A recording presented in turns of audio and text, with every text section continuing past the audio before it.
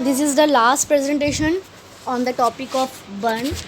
In this presentation, we will see the management of burn. First of all, there are some complications in case of burn. There may be infection, peripheral vascular resistance and hypovolemia, acute tubular necrosis, cardiac arrhythmias, cardiac arrest, electrolyte disturbance and shock. Burn के case में main complication ये हो सकता है क्योंकि यहाँ पर skin जो जिस्म के लिए बैरियर का काम करती है वो डिस्ट्रॉय हो जाती है. इस वजह से पैथोजेंस या कॉजेटिव ऑर्गेनिज़म जो है ये इजीली जिस्म में इन्वेड कर जाते हैं, दाखिल हो जाते हैं और इन्फेक्शन का कॉज करते हैं.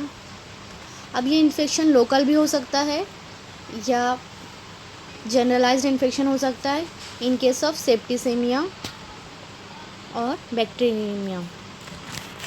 इसी तरह से पेरिफेरल वास्कुलर रेजिस्टेंस पैदा हो जाता है और साथ में जिस्म में blood loss, specially plasma loss होने की वजह से हाइपोवॉल्यूमिया की कंडीशन डेवलप हो जाती है और एक्यूट ट्यूबुलर नेक्रोसिस होती है. किडनी में ब्लड कम पहुंचने की वजह से जो रीनल ट्यूब्यूल्स होते हैं उनकी नेक्रोसिस होने लगती है. इसी तरह से कार्डियक अरिथमियाज और लो वॉल्यूम की वजह से कार्डियक अरेस्ट भी हो सकता है पेशेंट को. इसके अलावा इलेक्ट्रोलाइट जो है वो डिस्टर्बेंस होगा क्योंकि यहाँ पर प्लाज्मा लॉस होता है इन केस ऑफ बर्न और हाइपोवॉल्यूमिया के नतीजे में इन लास्ट शॉक की कंडीशन डेवलप हो सकती है और पेशेंट में अंडरगो डेथ. अब बर्न के केस को एडमिट करने के लिए कुछ क्राइटेरिया रखा गया है. Criteria for burn admission: any partial thickness burn more than 10% total body surface area for child. अगर टोटल बॉडी सरफेस एरिया किसी बच्चे का बर्न से मुतासिर हुआ है जो कि 10% से ज़्यादा है उसके टोटल बॉडी सरफेस एरिया के, चाहे वो पार्शियल थिकनेस बर्न हो, तो ऐसे पेशेंट को हमें एडमिट करना है. या कोई अडल्ट है जिसका more than 15% of total body surface area जो है वो बर्न से मुतासिर हुई है, या फिर कोई फुल थिकनेस बर्न हो जो कि 5% टोटल बॉडी सरफेस एरिया के हो, या फिर कोई बर्न एयरवे कॉम्प्रोमाइज़ हुआ है जिसकी वजह से ऐसे केसेस, या सर्कमफेरेंशियल बर्ड्स ऑफ लिम या चेस्ट का हो. लिम या चेस्ट पूरी गोलाई में बर्न होता है इस कंडीशन में, या फिर chemical radiation, high voltage electrical burns हैं तो ऐसे पेशेंट्स को हम एडमिट करेंगे. Burns of critical areas such as face, hands, feet, perineum और जॉइंट्स, इन सब पेशेंट्स को एडमिट करना है. Patient with underlying chronic illnesses, suspicion of abuse और अनसेफ होम इन्वायरमेंट या फिर trauma. Significant inhalational burn excluding pure carbon monoxide poisoning.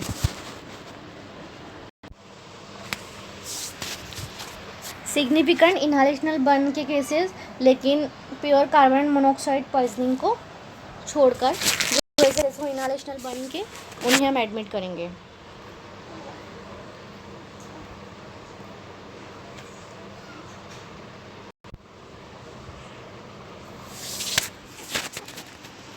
Extent of burn injury: minor burn injury में शुमार होता है सेकंड डिग्री बर्न का, जिसमें टोटल बॉडी सरफेस एरिया का 15% हिस्सा बर्न हुआ हो अडल्ट में, और चिल्ड्रेन में 10% टोटल बॉडी सरफेस एरिया जो है वो मुतासिर हुई हो. इसी तरह से थर्ड डिग्री बर्न जो होता है इसमें टोटल बॉडी सरफेस एरिया का 2% हिस्सा इन्वॉल्व होता है, लेकिन इसमें स्पेशल केयर एरियाज़ जैसे कि eyes, year, face, hands, feet perineum joints, ये सारी चीज़ें जो है वो स्पेशल केयर एरिया कहलाती है। ये सारी चीज़ें मुतासिर नहीं होती हैं। एक्सक्लूड्स, ये माइनर बर्न इंजरी में क्या क्या शुमार होता है, इसके अंदर इलेक्ट्रिकल इंजरी का शुमार नहीं होगा, inhalational injury, concurrent trauma, all poor risk patient जैसे कि एक्सट्रीम्स ऑफ एज, मतलब चाइल्ड और अडल्ट का शुमार इसमें नहीं होता है, और कॉन्करेंट डिसीजेज़, इन सब का शुमार भी माइनर बर्न इंजरी में नहीं होगा। मॉडरेट अनकॉम्प्लिकेटेड बर्न इंजरी, इसमें सेकंड डिग्री बर्न होगा 15 से 25% of total body surface area adult में, और 10 से 20% टोटल बॉडी सरफेस एरिया मुतासिर होता है बच्चों का। तो ये सारे केसेस जो है वो मॉडरेट अनकॉम्प्लिकेटेड बर्न इंजरी में शुमार होते हैं। इसमें थर्ड डिग्री बर्न होगा less than 10% total body surface area, जिसके अंदर स्पेशल केयर एरियाज़ इन्वॉल्व नहीं होंगे। जो हमने पहले देखा था, स्पेशल केयर एरियाज़ आते हैं eyes, ears, face, hands, feet, perineum joint, ये सारे हैं स्पेशल केयर एरियाज़। और इसमें electrical injury, inhalational injury, concurrent trauma और ऑल पुअर रिस्क पेशेंट्स जैसे एक्सट्रीम ऑफ एज और कॉन्करेंट डिसीजेज़, इन चीज़ों का शुमार मॉडरेट अनकॉम्प्लिकेटेड बर्न इंजरी में नहीं होता है। मॉडरेट अनकॉम्प्लिकेटेड बर्न इंजरी में सेकंड डिग्री बर्न 15 से 20% अडल्ट में, और चिल्ड्रेन में 10 से 20%, और थर्ड डिग्री बर्न जो है वो 10%, जिसके अंदर स्पेशल केयर एरिया इन्वॉल्व नहीं होंगे। ये सारी चीज़ें जो आती है मॉडरेट में आती हैं। अब मेजर बर्न इंजरी जो होती है, इसमें शुमार होता है सेकंड डिग्री बर्न, जिसमें टोटल बॉडी सरफेस एरिया का मोर देन 25% एरिया मुतासिर हुआ है अडल्ट में, और बच्चों में मोर देन 20% एरिया मुतासिर हुआ है। और इसके अलावा थर्ड डिग्री बर्न्स आते हैं, जिसमें more than 10% total body surface area मुतासिर हुआ हो। इसी तरह से ऑल बर्न्स इसमें आएंगे जो कि स्पेशल केयर एरियाज़ जैसे eyes, year, face, hands, feet और पेरिनियम को मुतासिर करते हैं। तो ये सारी चीज़ें जो आती हैं ये मेजर बर्न इंजरी में आती है। इसके अलावा जितने भी इनहालेशनल इंजरी है, इलेक्ट्रिकल इंजरी है, इसके अलावा कॉन्करेंट ट्रॉमा और ऑल पुअर रिस्क पेशेंट्स, इन सब का शुमार भी मेजर बर्न इंजरी में होता है। अब फर्स्ट एड क्या देंगे हम बर्न के केसेस में। पहले इमीडिएटली हमें अफेक्टेड एरिया को कूल करना है with running water for at least 10 minute for all burn except electrical burn में हमें रनी वाटर का यूज़ नहीं करना है। इसके अलावा immerse the site in cold water to reduce pain and edema and to minimize tissue damage। Tissue damage को minimise करने के लिए और पेन और एडिमा को कम करने के लिए हमें कोल्ड वाटर में उस अफेक्टेड एरिया को डुबा के रखना है। इसके अलावा water temperature no less than 8 Celsius. Water temperature जो होगा, जो हम कूलिंग के लिए इस्तेमाल करने वाले हैं, उसका जो टेम्परेचर है वो 8 डिग्री सेल्सियस से कम नहीं होना चाहिए। बर्फ़ का इस्तेमाल नहीं करना है क्योंकि इसकी वजह से फर्दर डैमेज हो सकता है इंजर्ड स्किन को, इसलिए हमें आइस का इस्तेमाल नहीं करना है, बस कोल्ड वाटर का इस्तेमाल करना है जिसका टेम्परेचर 8 डिग्री सेल्सियस से ज़्यादा हो। अगर बर्न एरिया लार्ज है, it has been doused with cool water, apply clean wraps about the burn area or the whole patient to prevent systemic heat loss and hypothermia। Systemic heat loss और hypothermia से बचाने के लिए हमें patient को fully cover करना है या फिर अफेक्टेड बर्न एरिया को कवर करना है। Hypothermia is a particular risk in young children. बच्चों में ख़ास तौर पे हाइपोथर्मिया के चांसेस ज़्यादा होते हैं, इसलिए हमें पेशेंट को कवर करना है या चिल्ड्रेन को पूरी तरह से कवर कर देना है। इसी तरह से वुंड, जो बर्न वुंड है, इसको बेयर हैंड से टच नहीं करना है या अनस्टेराइल ऑब्जेक्ट से टच नहीं करना है।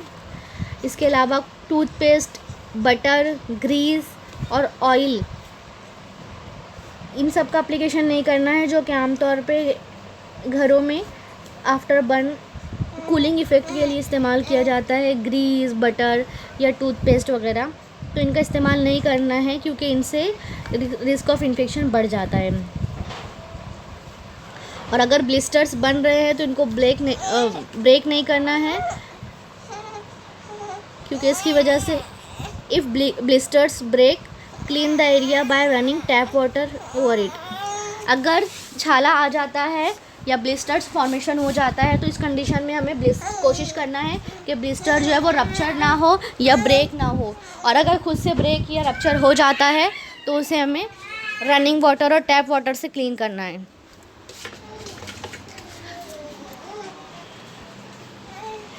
Keep burn arms and legs above heart level.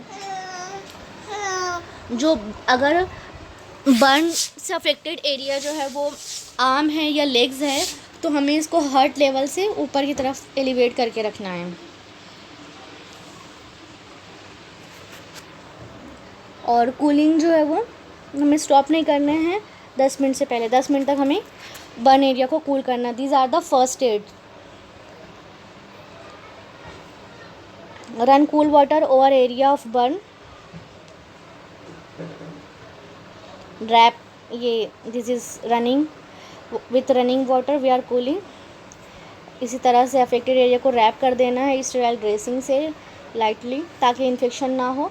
जो बेयर एरिया है, अगर पूरी तरह से स्किन जल गई है तो पैथोजेंस इन्वेड ना हो, इसलिए हमें स्टेराइल ड्रेसिंग करनी है और पेशेंट को कवर कर देना है, रैप कर देना है, ताकि हाइपोथर्मिया ना हो। Initial assessment of burn. Initial assessment include, इसमें हमें ABCDE इस पैटर्न के ज़रिए काम करना है। सबसे पहले हमें एयरवे और सर्वाइकल स्पाइन को स्टेबलाइजेशन देना है। उसके बाद ब्रीदिंग, सर्कुलेशन, डिसेबिलिटी और एक्सपोजर, इन सबको देखना है। सबसे पहले airway with cervical spine stabilisation. इसमें क्या करना होता है, हमें एयरवे को सिक्योर करना है सबसे पहले, और असेस करना है कोई साइन ऑफ इनहालेशनल इंजरी या ओरल स्कार्स, या फिर अगर फेस और ओरोफेरिंग्स वगैरह का बर्न हुआ हो तो इस कंडीशन में हमें ये सब साइंस दिखेगी। हॉर्सनेस, स्ट्राइडर, डिस्फेजिया या ड्रूलिंग, ये सारी साइंस के ज़रिए हमें पता चलेगा कि इनहालेशनल इंजरी की वजह से, ख़ास तौर पे ऐसे बर्न जो फेस और ओरोफेरिंग्स को इन्वॉल्व करते हैं, एयरवे का कितना पार्ट डैमेज हुआ है या कितना अफेक्ट हुआ है। और इसी तरह से हमें हिस्ट्री मिलेगी, history of fire in an enclose space और फॉल। अगर 20% से ज़्यादा टोटल बॉडी सरफेस एरिया जो है बर्न हो गया है तो इस कंडीशन में पेशेंट को इंट्यूबेट करेंगे, ताकि पेशेंट को artificial intermittent positive pressure ventilation को जारी रखा जा सके। अगर हाउस फायर या कार फायर या टॉक्सिक फ्यूम्स, इंडस्ट्रियल फ्यूम्स वगैरह में पेशेंट रहा है तो इस कंडीशन में पेशेंट को इंट्यूबेट करना है, क्योंकि ऐसी कंडीशन में एयरवे जो है वो मुतासिर होता है। अब सेकंड आता है, फर्स्ट हमने ए देखा था, अब सेकंड है बी। This is breathing. इसमें इसको असेस करेंगे for airway support, assess rate and deep of breathing. पहले ब्रीदिंग रेट और कितनी डीप है या शैलो है ब्रीदिंग, ये देखेंगे। और हिस्ट्री मिलेगी इनहालेशन इंजरी की। ब्रीथ साउंड को वेरीफाई करने के लिए अच्छे से सुनेंगे। साइन ऑफ साइनोसिस देखेंगे, जो कि लेट साइन होती है। इसमें नोज़, ईयर लोब्यूल, लिप्स पर साइंस ऑफ साइनोसिस मिलेगी। If there are signs of breathing problems, consider for intubation. अगर ब्रीदिंग प्रॉब्लम हो रही है, पेशेंट खुद से सांस नहीं ले पा रहा है प्रॉपरली, ऑक्सीजन सैचुरेशन वगैरह कम हो रहा है, तो इस कंडीशन में पेशेंट को इंट्यूबेट करना है। Now third one is circulation.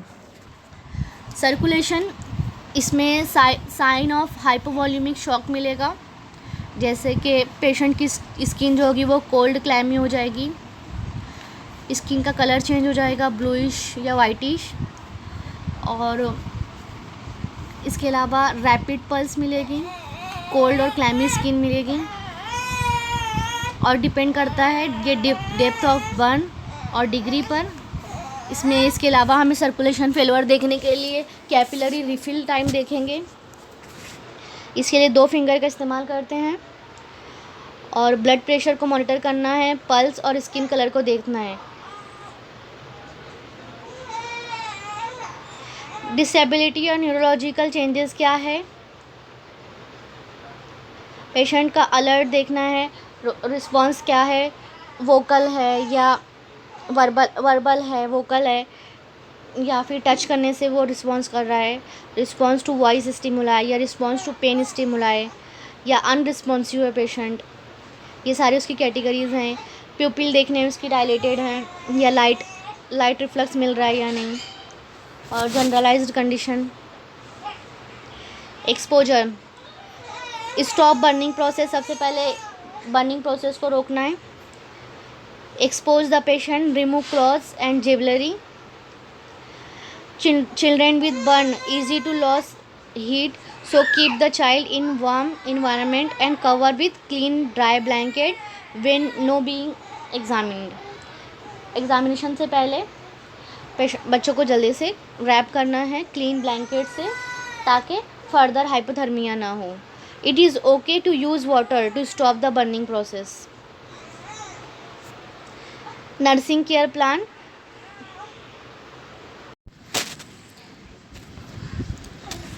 जो हमने ABCDEFE तक हमने देखा, एक्सपोजर तक, जिसमें बर्निंग प्रोसेस को स्टॉप किस तरह करना है ये बताया है। अब कुछ नर्सिंग केयर प्लान बताए गए हैं बर्न के केसेस में। सबसे पहले एक्यूट पेन, जो कि डिस्ट्रक्शन ऑफ स्किन की वजह से हुआ है, जिसे हम न्यूमेरिक पेन स्केल या पेन स्कोर के ज़रिए मालूम कर सकते हैं। ऐसे पेशेंट में हार्ट रेट बढ़ा हुआ मिलेगा। अब इसमें इसका गोल एक्सपेक्ट आउटकम क्या होगा, to decrease the pain, patient participate in activity, sleep, rest and appropriate rest, main चीज़ है ये सारे उसका गोल एक्सपेक्ट आउटकम है। इसके लिए हमें इंटरवेंशन क्या करना है, पेन स्केल जो है उसको एक्सेस करना है, give painkiller as order to encourage express feeling. Intervention में पहले पेन स्केल को एक्सेस करेंगे, क्या उसके ज़रिए असेस करेंगे हम कि पेन किस स्कोर में। इसमें 0 से 10 तक स्कोरिंग दी होती है। 0 मतलब नो पेन और 10 का मतलब होता है अनबियरेबल पेन। अब पेशेंट से पूछते हैं इसमें से आप 10 में से कितना नंबर दोगे, कितनी शिद्दत का या सीवियर आपको पेन हो रहा है। उसके बाद पेन किलर देना है, इनकरेज करना है एक्सप्रेस फीलिंग अबाउट पेन, किस तरह का दर्द हो रहा है, बहुत ज़्यादा है, तकलीफ़ हो रही है नहीं, इस तरह पेशेंट को इनकरेज करना है। स्ट्रेस मैनेजमेंट टेक्निक को इस्तेमाल करने के लिए, इसके लिए प्रोग्रेसिव रिलैक्सेशन और डीप ब्रीदिंग के लिए पेशेंट को कहना है। इमेज के ज़रिए गाइड करना है पेशेंट को। इसके बाद दोबारा पेन स्कोर को असेस करना है। अगर पेन कम नहीं हो रहा है या उसमें बिल्कुल भी रिलीफ नहीं मिल रहा है तो इस कंडीशन में डॉक्टर को दोबारा कंसल्ट करना है। इवैल्यूएशन के लिए पेन जो है वो रिलीव, वाइटल साइन अगर नॉर्मल है और पेशेंट प्ले, दैट मीन्स अगर चिल्ड्रेन है एक्यूज्ड तो इस कंडीशन में जो बच्चा है वो खेल रहा है तो इसका मतलब पेशेंट का पेन कम हो गया है। Risk for fluid volume deficit related to increase capillary permeability and evaporate from burn wound. Fluid volume deficit क्यों होता है? कैपिलरी की परमिएबिलिटी बढ़ने की वजह से इसके अलावा जो बर्न वुंड है, जहाँ से स्किन जल गई है तो वो पार्ट बेयर एरिया हो जाता है, तो वहाँ से लिक्विड जो है या प्लाज्मा जो है वो इवेपोरेट हो जाता है। अब इसका गोल क्या एक्सपेक्ट करते हैं outcome? No sign of dehydration, individual adequate urinary output हो with normal stable vital signs, moist mucous membrane. ये सारे हमारा गोल होगा ताकि कोई डिहाइड्रेशन की साइन ना मिले, और इसके अलावा एडुकेट यूरिनरी आउटपुट होगा, वाइटल साइन जो है वो स्टेबल होगी, और म्यूकस मेम्ब्रेन जो है ये मॉइस्ट होगी। इसके लिए हमें इंटरवेंशन में क्या देना है? पहले असेस करना है साइन ऑफ डिहाइड्रेशन को, स्किन को पिंच करके देखना है, इलास्टिसिटी स्किन की, और वाइटल साइन जैसे कि respiratory rate, pulse rate, BP, इन सब को मॉनिटर करना है, और इनपुट आउटपुट को मॉनिटर करना है। Estimate wound drainage and insensible losses observe करना है फॉर गैस्ट्रिक डिस्टेंशन, और हिमेटेमेसिस तो नहीं हो रही है पेशेंट को। इवैल्यूएशन के लिए patient show no sign of dehydration और नॉर्मल इनपुट आउटपुट हो। अब risk for infection related to skin intact या डिस्ट्रक्शन ऑफ स्किन बैरियर या फिर ट्रॉमेटिक टिश्यू की वजह से।